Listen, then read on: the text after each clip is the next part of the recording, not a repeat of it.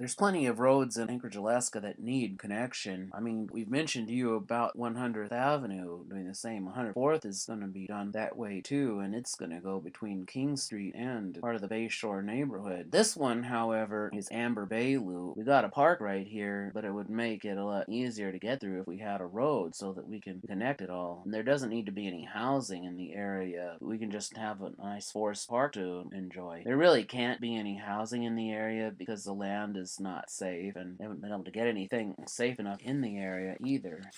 Now here, it looks as though C Street is still under construction here, going to O'Malley Road, well, Minnesota Expressway. But as you can see, that's already done. And now they gotta try to connect King Street with Johns Road. It would make it a lot easier, because then people can still have ways to get in and out of the area without having to go too far. And that's one of the things that would make it a wonderful expressway. This one is in the Ocean View part of Anchorage, Alaska, called Huffman Road, Huffman Avenue, 124th Avenue. As you might have seen going by on Johns Road, you don't really see this road across. I mean, that map is a little deceptive, and it should be there in block form and done in yellow so that you can see that it's proposed, or red if it's under construction. One thing it might be able to do if they had Huffman Road connecting here, it would make it possible to get down to the Botanical Heights near the area. That would make it easier to get through. It doesn't look or have anything to do with the botanical gardens on East Tudor Road near Campbell Airstrip. It's just like what they call Botanical Heights instead, and it just looks like what you might see. This one is Elmore Road,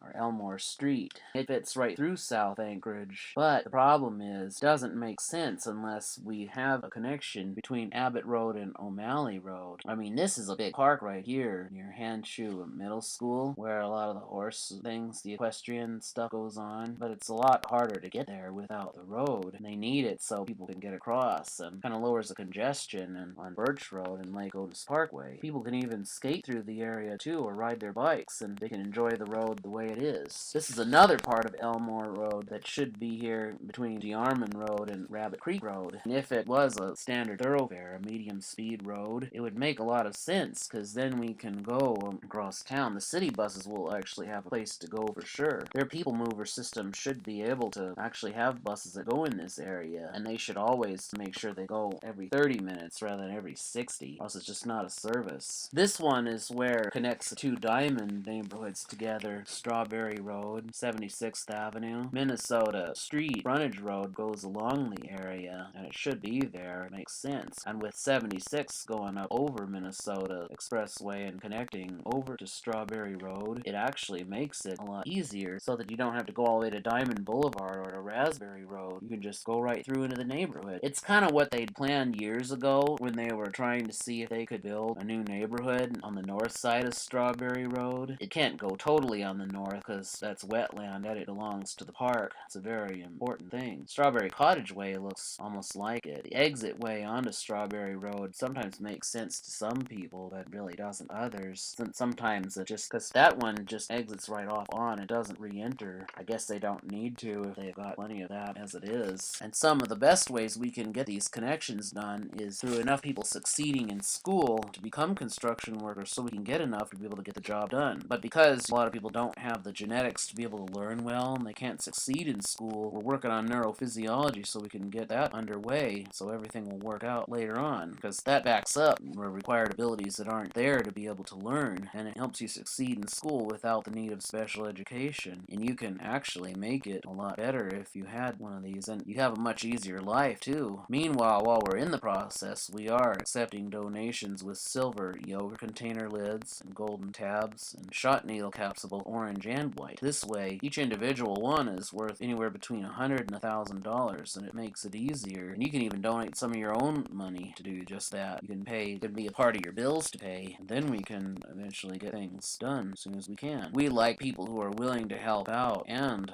to let others, not people who are greedy and just say, you don't know anything about this. I hope our court order will be able to put a stop to that behavior once and for all.